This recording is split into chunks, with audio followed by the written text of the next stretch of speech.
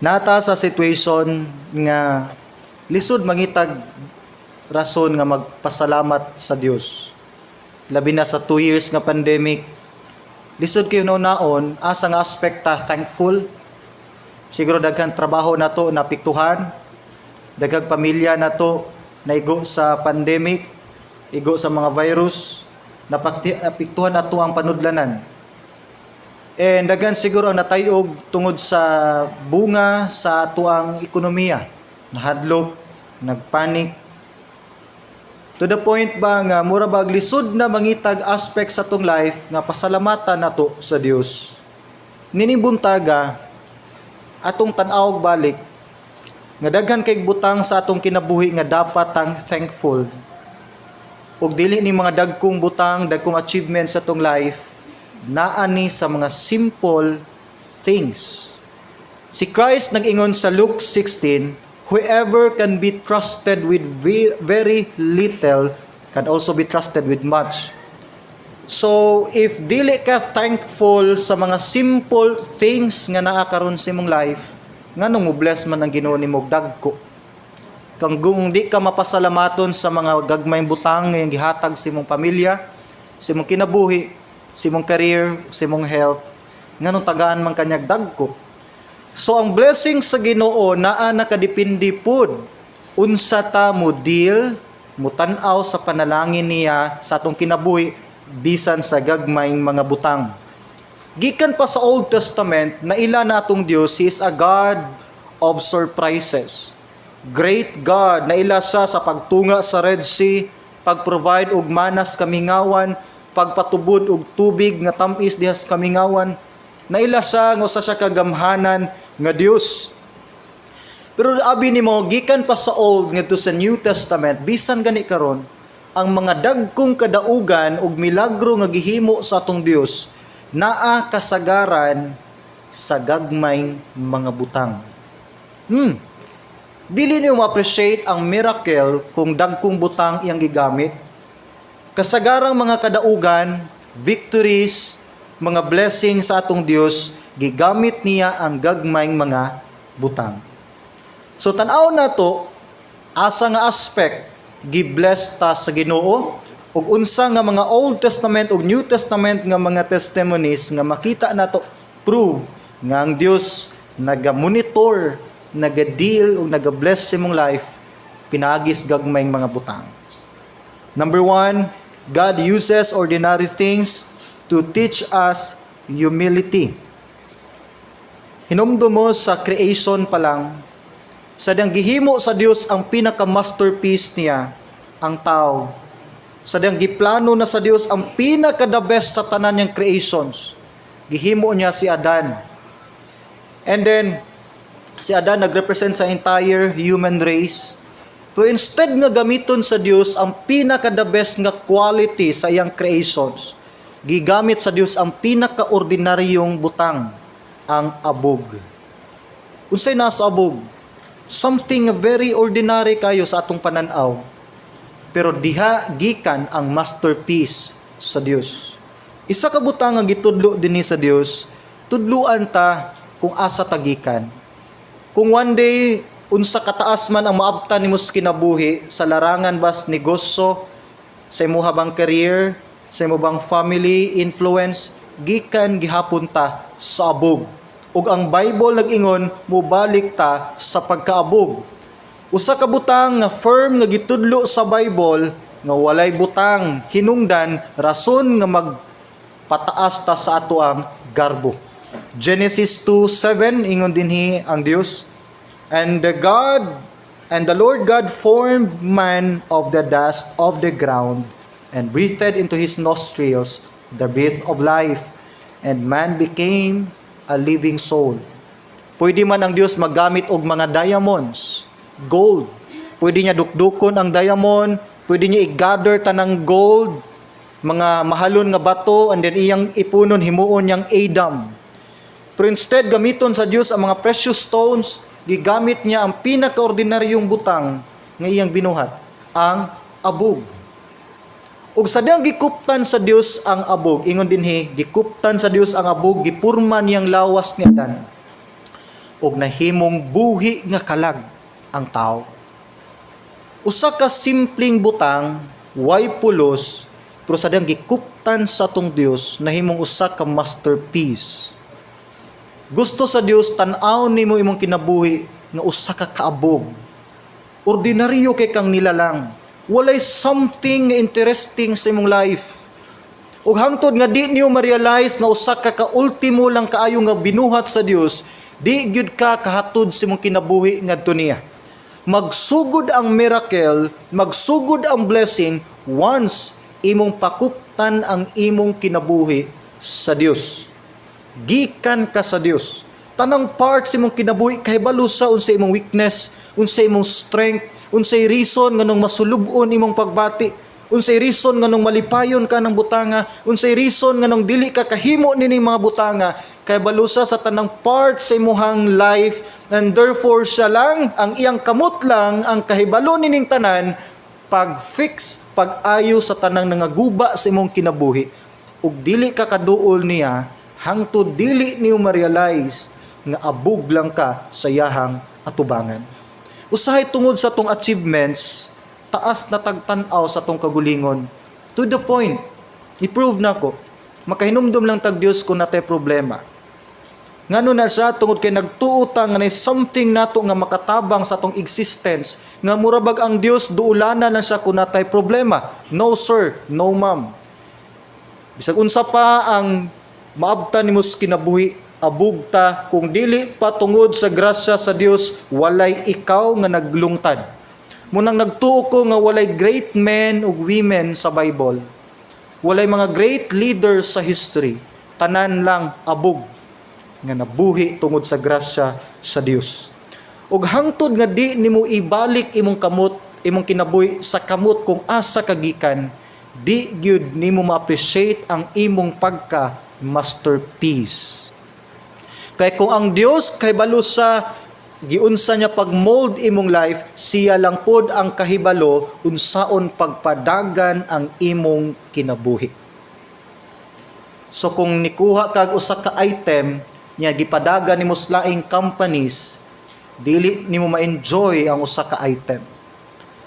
Munang di na to totally ma-enjoy ang atong life na ay limitation, it is maybe because kita ang nag-manage niini, wala ta nangayog guidance sa manufacturer sa atong life. God. Number 2, God uses ordinary things to let us see His great power. Dili na to makita ang kadako sa gahom sa Dios, gawas kung gamiton niya ang gagmayng butang sa atong kinabuhi. Kinumduman ako si David sa Old Testament. Known siya sa mga story sa mga bata. Bisan sa mga dagko. Daghan kay tag kanunay makuha sa life ni King David before pa siya nahimong king. Now, si David naila sa nga usa sa kabatan-on nga warrior, that time, nasa dako king hagit ang entire nation sa Israel. Man to man ang fight. Goliath nga 9-footer, well-trained nga soldier, kumpletong mga battle gears. And then nangita si Goliath og someone nga makig-sparring pud niya. Kung si Goliath mo daog ang entire Philistine. Kung ang kalaban ni Goliath gikan sa Israel mo daog ang entire Israel. Kinsay makigbatok ni Goliath. Niabot si King David, at that time teenager pa si David. And pagkakita ni David nga gibugal-bugalan ang Dios sa Israel nining maong higante, na siya'y courage, nakadare siya nga siya makig-away ni Goliath. Niadto siya kang King Saul, nihangyo siya, mahal na hari, unta tugutan nimo nga ako'y makig-away niya. Diskumpiyado si King Saul, hantod ang mga igsoon ni David o entire nation sa Israel, di nimo kaya David. Pero deep inside, na feel ni David, nga dili si David makig-away ni Goliath, ang Dios makig-away kang Goliath, pinaagi ni David. Unsa man ang Goliath karon sa imong life, dili ka kinahanglan makig-away nila. Ang Dios may makig-away nila, pinaagi nimo. So si David, ingon sa wako nagkinahanglag mga armors. Ang naalang ni David, slingshot sa atong panahon usa ni katirador ug ang iyahang 5 kagagmayng bato. Tanawa sa 1 Samuel 17:40. Then he took his staff in his hand. He chose for himself 5 smooth stones from the brook and put them in a shepherd's bag in a pouch which he had. And his sling was in his hand, and he drew near to the Philistine. So ninaog siya dito sa ubos, di naghulat si Goliath. Namunit siya 5 kagagmayng bato. Kabalo mga nung 5 stones ang dimension sa Bible, tungod kay probably si Goliath according sa other passages sa book, na siya 4 ka mga giant brothers. 5 silang tanan. So confident kay si David, para niya in case mo back up ang upat niya kay suong lalaking higante, na siya'y 54 ka reserve na stones. So in anak ka confidence si David, nga kaya ginapildiyon si Goliath kay mo resback man iyang mga igsuon. So si David, wa siya na motivate siyang fear, wa siya napugos pakig-away ng Goliath, na siya'y courage, na siya'y kaisog, faith nga makig-away gyud sa kaaway. Ang courage dili ning absence of fear, dili ning absence sa enemies. In spite ni sa imong fear, in spite sa imong enemies. Ang courage, bisan pag dunay mga threats, dunay mga negativities palibot, pero once motivated ka sa imong faith diha sa Dios, willing ka musulong nini. Ug diha mo sign ang imong faith. Hinumdumi si si David, wa siya nakig-atubang ni Goliath sa iyang kapasidad. Kaya kung makig-away ka ni Goliath sa imong kapasidad, kinahanglan nimo labuan pas Goliath sa iyang capacity. Pero sa ordinaryong David, nakig-away sa Goliath tungod kay nasa'y dako kayo nga Dios. Tanawa sa verse 45, 1 Samuel 17:45.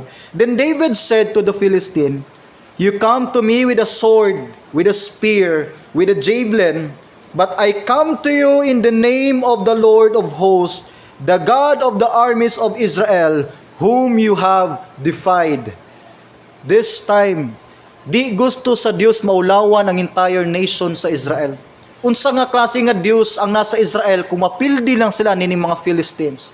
So gusto sa Dios ipaila niya nga powerful ang Dios sa Israel, pero nangita siya someone nga iyahang gamiton. And here comes David. Gusto sa Dios i-prove nga buhi imong Dios nga maka-provide sa imong need. Buhi imong Dios maka-rescue sa imong family.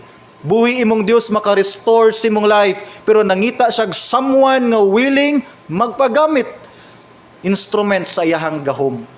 Hangtod dili ka willing mahimong David sa imong life, David sa imong family, David sa imong relatives, David sa ubang aspects sa imong life, wala gi mahitabo. God, magpabilin siyang powerful nga God, great God, bisag wala pa'y mga David nga iyahang gamiton. Pero gusto sa mutabang kung willing ka mahimong David. Unsa lay na ni David? Wala nangita ang Dios og something powerful kang David. Wa sa ningon David hulami tong pinaka-powerful nilang armor. David hulami tong pinaka-lig-on nila nga spear. David kuha atong pinaka-hait nila nga sword. No! Unsa lang ang naa ni David maoray gigamit sa Dios. And once willing ka mahimong David sa imong generation, karon nga generation sa imong family, sa imong life, wa sa nangita great achievements sa imong kinabuhi. Wa sa nangita great resources. Wa sa nangita talented nga tao, skilled nga tao, full of resources nga tao. Nangita sa David nga willing lang yun magamit sa iyahang kahimayaan. Gamay nga bato lang ang gikuhang David ug iyang slingshot. Ug ingon ni David, take note, muna nakapahimong victorious ni David. Ingon siya, ni anhi ko tungod sa ngalan sa Dios sa Israel. Once atubangon nimo imong Goliath sa imong authority, sa imong kapasidad, pildi gyud ka higalig suod. So isa sa mga reasons nganong pildi ta usahay sa mga problemas kinabuhi tungod kay kita ang nakig-away niini. Pero kung in behalf sa Dios awayin nimo ang Goliath, diha ka madaugon. Abi nimo nganong slingshot lang og gamayng bato ang nakapilding Goliath. Na headshot si Goliath, walay nahihimo iyang sword, iyang spear, iyang shield, iyang helmet, iyang breastplate, iyang boots, iyang belt. Ang pagka-warrior ni Goliath, walay nahimo sa Dios sa Israel. Gamay kayong bato lang ang mitaop sa agtang ni Goliath. Kabalo mo nga no? Tungod-tungod kay sa gagmay nga mga butang, mas nakita ang dako nga Dios ni David. Yes, kay kung pila kalibo ka pa nga mga soldiers ang nipilding Goliath, do you think ma-highlight ang gahom sa Dios? Dili. Ang katawan sa Israel ang ma-promote o mapasidunggan. Pero sa usa ka batan-on nga lalaki, gamit ang gamay kaayong bato, napildi ang gikahadlukan sa entire Israel, wala nakita ang kagahom ni David, kundi ang Dios nga nagpaluyo ni David. Amen. Unsa man ang Goliath karon sa imong life? Naglong ba ka imong family madala sa Dios? Mga Goliath ba na nimo? Financial ba nga problem? Ang imuha bang transformation? Relationship ba nga aspect? Sa imuha bang career? Sa imuha bang health? Unsa nga aspect sa imong life? I know daghang kay Goliaths nga nagapalibot nato. Dili nimo kinahanglan pa mangita pag usa ka powerful kay nga instrument nga mapildi nimo sila. Di na kinahanglan pa memorize kag daghan king verses sa Bible makonquer nimo ang enemy. Dili kinahanglan mangita pa kag dagkong butang sa imong life. Unsa ka ordinaryo imong kinabuhi. Unsa ka ordinary ang imuhang life as a Christian. Gamitan na, itugyan tanan sa Dios. Willing ka mahimong David ug ma-amaze ka sa kadaugan nga buhaton sa Dios. Ayog pildihay imong kaaway gamit ang mga dagkong achievements nimo. Pildi gyud ka. Tud kay ang tinuod dili si Goliath ang kalaban ni David. Si Satan nga nagpaluyo ni Goliath. Ingon ang Ephesians chapter 6, wa ta nakig-away tao, wa ta nakig-away flesh and blood. Nakig-away ta sa prince of this world, sa mga demons, sa devil nga si Satan.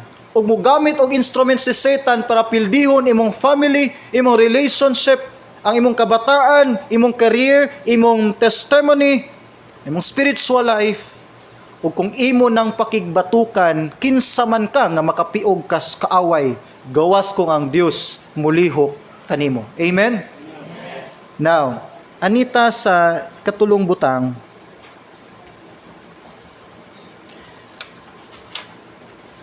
okay, number 3, God uses ordinary things to let us see His protection beyond our expectation.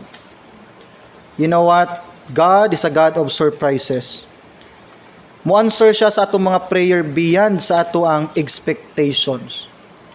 Once mulahutay lang ka sa iyong pagpangayo sa Dios, sa imong faith, sa imong obedience, ma-amaze ka unsa siya muhatag og katubagan nini. Sa history sa katawan sa Israel, sa time nga gipalibutan sila sa mga kalaban sa entire camp, pila na lang ka milya mabaktas o ma-conquer na sila sa mga powerful kayo nga mga nations. Nag-camp na ang mga kalaban nila sa unahan nga mga dapit. And that time, dili na ka-powerful ang nation sa Israel based silang capacity lang. Napuno sila kahadlok, napuno sila kabalaka, dili na kalig-on ilang wall, dili kadaghan ilang mga soldiers nga mopildi sila mga kaaway. Kabalo mo unsay gigamit sa Dios. Tungod kay ang Dios nagsaad og protection sa Israel. Ang gigamit sa Dios kining upat ka tawo nga masakiton. Ug dili basta-basta nga sakit, leprosy ilang sakit. Walay cure. Tanawon do nato 2 Kings 77 3-6. 2 Kings 70 verse 7 ni siya, sorry. 2 Kings chapter 7 verse 3 to verse 6. Now there were 4 leprous men at the entrance of the gate, and they said to one another, "Why are we sitting here until we die? If we say we will enter the city, the famine is in the city, and we shall die there. And if we sit here, we die also. Now therefore, come, let us surrender to the army of the Syrians," mo nilang kalaban. "If they keep us alive, we shall live. And if they kill us, we shall only die." Verse 5, "And they rose at twilight to go to the camp of the Syrians. And when they had come to the outskirts of the Syrian camp, to their surprise, no one was there. 6. For the Lord had caused the army of the Syrians to hear the noise of the chariots and the noise of horses, the noise of the kings of the Egyptians to attack us. This time, naiupat ka leper, Israelite ni sila. Na sila gawa sa gate, para nila, mga matay naman lang tahapit, brad. Tara, musurrender ta sa Syrian, mga kaaway. Kung ilatang buhion, nindot, kung ilatang patyon, mga matay man lang gihapon ta. Tana mga tuta. Ingon sila kay kung muadto ta sa syudad sa Israel, famine man dito. So this time, grabe ang status sa Israel, na famine. So dili na nakakusog ilang negosyo, dili na nakakusog ilang ekonomiya, and gawas pa na threat sa kaaway. Gipalibutan silang sundalo nga posible ikamatay sa ilang pamilya. Ingon sila, okay, muadto ta sa Syrian soldiers. Padulong naman ang Syria, nag-camp sila, niadto sila dito. Kabalo mo sa gibuhat sa Dios. Samtang nagpadulong ni upat ka leper dito sa Syrian camp. Gipadungog sa Dios ang tunog nini mga upat ka leper. Ang nadungog sa mga Syrian soldiers, tingog sa mga kabayo nga nagdinaganay padulong nila, tingog sa dagko nga mga sundalo, ug tingog sa mga leaders sa silingan nilang nasod ang Egypt ug ang mga Hittites. Pagkadungog sa mga Syrians nga hala, daghan na arong kalabanan, ningon sila nga ang mga Israelite nag-hire sila mga silingan nga mga nasod para pildihon ta, para managan ta. Hinungdan nga pag-abot nining upat ka leper sa camp sa Syria, wala nay tao didto bisag isa. Gipangbiyaan ilang pagkaon, ilang mga sinina, ilang mga kabayo, ilahang mga gold. Pag-abot dito sa upat ka tawo nga nay leprosy, mura sila niadto, eat all you can. Dito kaon sila taman, wa nay ugma nga kaon, inom sa tanan lang gusto imnon, gikuha na tanang gold. Wa nay tao dito, namalik sila sa Israel, giingnan nilang Israelite nga, wa na ditong mga Syrian nga kalaban, tara atong paon ang pwede nito makuha. Gikuha nila dito ang mga makuha, mga gold, mga kabayo, mga sundalo, ang mga army sa mga armas sa sundalo. Na-save ang Israel tungod nining upat ka tawo. The same ang situation sa Israelite nining time sa atong situation. Ekonomiya, lisod gamay ang Pilipinas. Ang tibok nasod. Threat, yes, na threat sa kinabuhi, sa mga minahal sa kinabuhi. COVID-19, pandemic. Gawas pagid nga na ano na atong future sa may tabo sa unahan, unsa pang mga virus ang may tabo sa unahan. Nata sa palibot nga naata ni ana nga kahimtang sa kahadlok. Pero ang Dios nagsaad yung deliverance o protection sa iyang katawhan. Abi nimo, ordinaryo lang atong nasod Pilipinas compared sa bang nation. When it comes to military forces, kinsagod ta compared sa America, Germany, China, diya sa Britain. Kinsa man ang Pilipinas, gamay lang kaayo ta. Ordinaryo lang atong technology, ordinaryo lang ato ang mga katawhan dinhi. Pero abi nimo, for the sake sa mga Christians nga nagpuyo sa nasod Pilipinas, nagtuo ko nga proteksyonan gid gihapon ta. Ang pandemic biya karon walay giila nga depensa. Way giila nga dato nga nasod. Gani blessed ta lang ta kay dili na kayo ka fatal ang damage sa pandemic sa tong nasod compared sa mga powerful kay nga mga nations. Kabalo mo nga na sa nagtuko tungod na sa mga Christians nga naa nini nga dapit. O bisan pa sa individual nga pamilya sa mga Kristohanon nagtuo ko, bisan unsa ka ordinaryo ang naa sa imong palibot sa imong kinabuhi sa iyong family, ang Dios mangitag pamaagi nga proteksyonan gyud kaniya.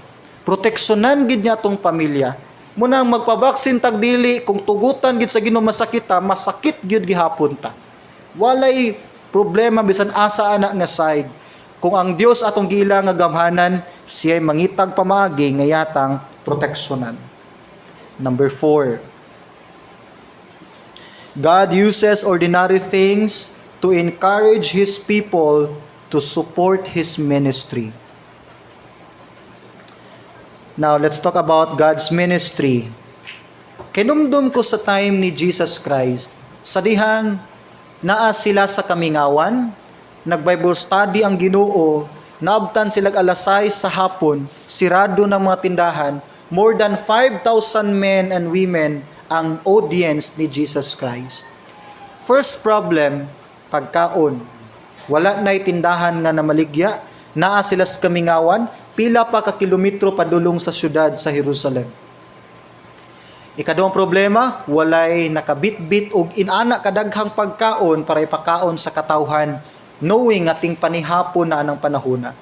Now, this time, ang Dios, ang Ginoong Hesus, nag-offer siya opportunity nga musuporta sa iyang buluhaton. Every time na I need ang ministry, isa na ka-opportunity, tawag na sa unsa nga bahin ta makatabang. Sa Matthew 14:17 to 18, ingon dinhi ang Ginoong Hesus. Sa dihang nangita na ang mga apostles, wa na may tindahan Ginoo sa buhaton. So nangita ang mga apostles ug nakakita sila usa ka batan-ong lalaki, di batanon, bata nga lalaki, nagbitbit sa iyahang lunchbox. Paniudto niya ni, o ang sulod siyang paniudto, 5 ka pan, 2 ka tinapay. 2 ka isda. 2 ka pan, ug 5 ka pan, 2 ka isda. Kamo himantayon kay mong sikpiat nako ba? Bantay lang mo niya. Verse 17 to verse 18. And they said to Jesus Christ, "We have here only 5 loaves and 2 fish." Jesus said, kung sa inyo ni Christ, "Bring them here to me." Sa dihang nakita na Lord, more than 5,000 men ang tao, ang naa nato Ginoo 5 lang kapan, 2 ka isda, and then unsaon nato na pagpakaon sa gidaghanon sa tao. Ingon din ni Christ, dad-a sila nako. So ilang gihatag ni Jesus Christ, o ingon ang Bible, gihikuptan ni Christ ang basket, ang pagkaon gibutang sa basket. Giampuan niya ni. Ug according sa Bible, gipang distribute sa mga apostles ang food sa more than 5,000 men. Ug ang tanang tao nakakaon, nabusog ug natagbaw. Ug ingon ang Bible, napay sobra gani nga 12 baskets, puno nga mga basket sa pan ug puno sa isda. First of all, once ang ministry na ay kinahanglan, isa na katawag, privilege sa pag-support. Kinumdum nung ko diri sa Mactan 3 years ago. Pag take over na ako sa church, honestly, na problema mi gamay ni Sister Cathy. Although nanay tay church building, nanatay mga members sa church. Pero ang problema mi kay walay mga leaders.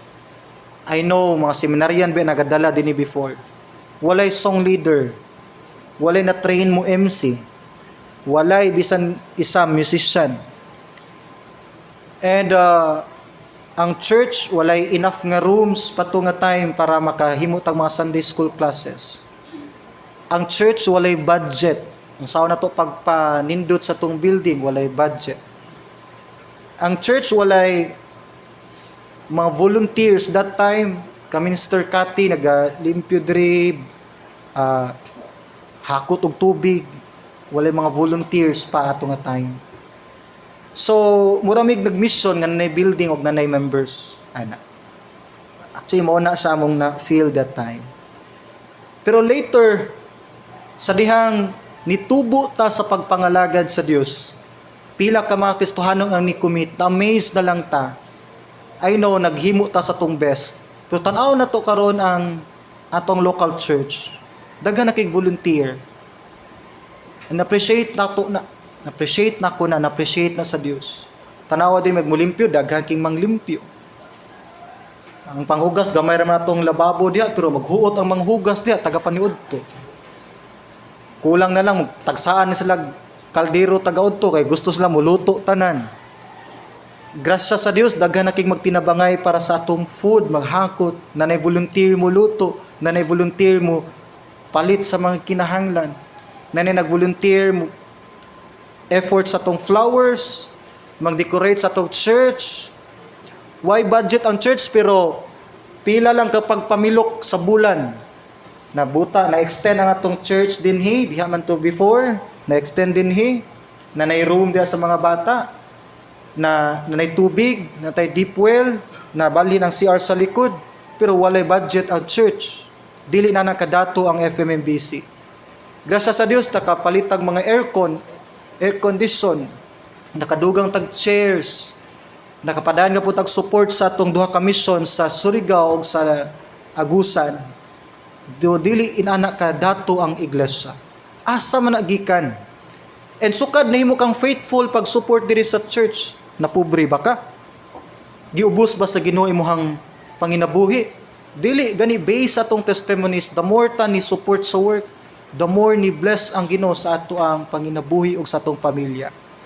This time, paghatag sa bata sa yang 5 kapan, 2 ka isda, wa siya idea pila lang ang makakakaon adto. Why idea ang bata nga ang more than 5,000 ka tawo di ay makakaon atong iyang balon nga paniudto. Pero sa diyang gihatag sa bata sa Ginoo, apil siya nabusog ug ang tanang tawo nabusog ug sobra pa.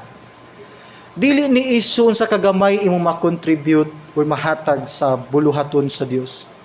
Once imong ihatag na kinasingkasing sa Ginoo, ang tanan nga na makabenepisyo.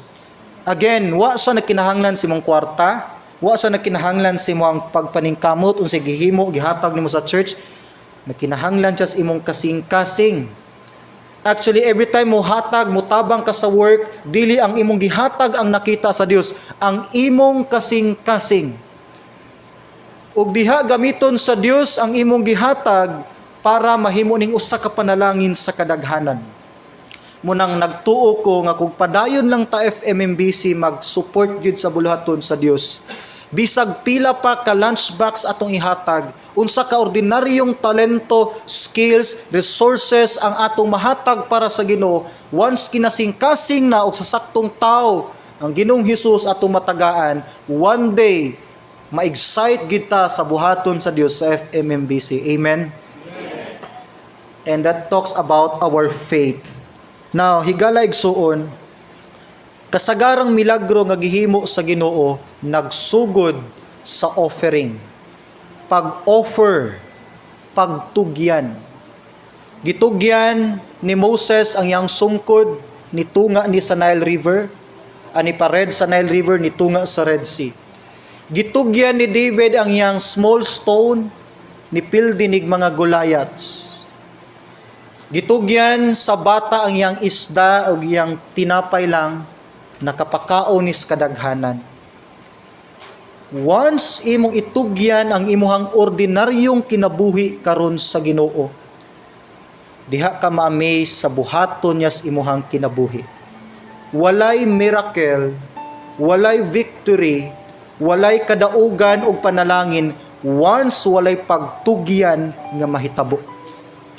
And this time, the best offering nga mahatag nimo sa Dios, before ka maghuna-huna sa ubang butang, unang itugyan ang imong kinabuhi.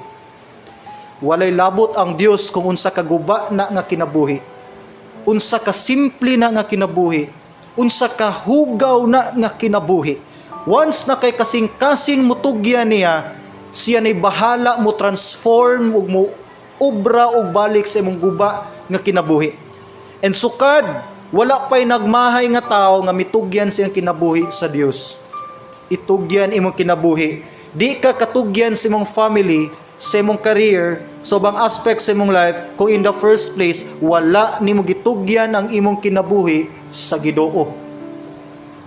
Ug once makupta na sa Dios ang imong kinabuhi, diha niyo makita ang tinuod gyud nga meaning, essence sa imong paglungtad dinhi sa kalibutan. Duol sa Ginoo kung kinsa ka.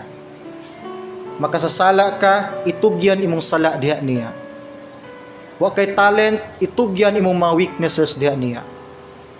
Wa sa nangitag perfect nga offering. Nangita siya usa ka offering nga nay puno nga kinasingkasing sa pagtugyan. ug maunta na ang kinabuhi ug kasing-kasing natong tanan nining mga orasa. Let us pray. Amahang langit nun sa langit, naamin nining usa ka ordinaryo lamang nga tigumanan, ordinaryo Lord nga balay tigumanan. Walay something special sa mong life. Puno mis kapakyasan, puno mis mga pagkulang, daghan mig mga gimahayan sa among kagahapon. Daghan na mo Lord ang nagsuffer sa mga wrong choices. Daghan na mo Lord ang hapit na mi give up. Daghan na mo Lord ang na-stranded sa mga dead ends sa among kinabuhi. Naglibog na mi Ginoo unsa pay maayo nga desisyon sa unahan. Lord, thankful me kay nasayod me nga usa ka Dios nga naila pinaagi sa pagsulbad nini nga klase nga mga problema. Dios ka nga mi patubod og tubig sa kamingawan, mipaulan og pagkaon taliwala sa kawad-on sa kamingawan, mitunga sa Red Sea sa paghatag og dalan. Dios ka nga nipildi sa mga gulayat. Dios ka nga migapo sa gahom sa mga daotang elemento sa pagsikop ug sakop sa imong katawhan.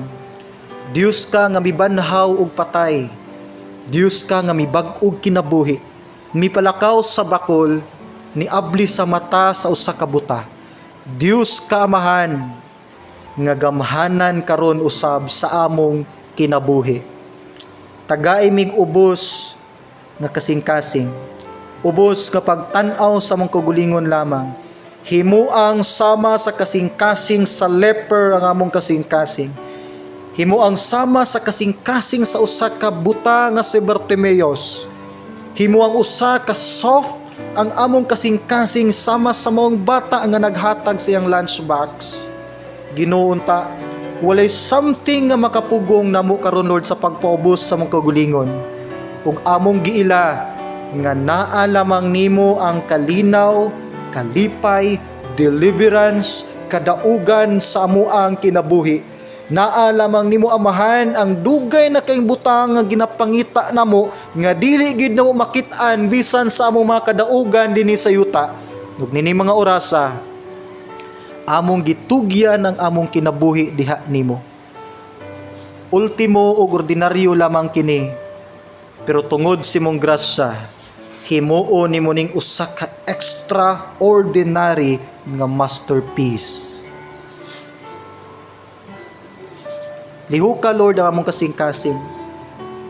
Ibalik Lord ang tinuod nga kalinaw ug kalipay dinhi. Ablihi among unahuna sa bag-ong mga plano, bag-ong dalan nga dili na unta mi Lord masaag pa. Tagay mig courage Lord moatubang sa mga challenges sa among life. Ginoo, ipabati ang imong gugma sa among kinabuhi. Ug lauman namo na Amahan, tungod kay gamhanan ang pangalan ni Jesus Christ. Amen ug amen.